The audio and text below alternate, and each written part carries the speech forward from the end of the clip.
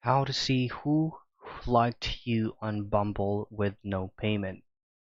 And basically, if this is going to be the first time that you have downloaded Bumble application, you're just going to make sure that the application that you downloaded is the current or the latest version possible.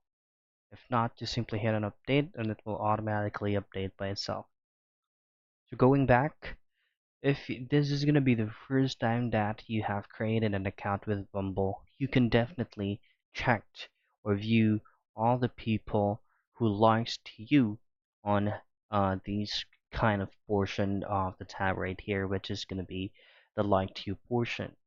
However, if you would like to have it stretched up to 14 times more people, then this is going to be the time that you need to purchase or to have to one of their subscription.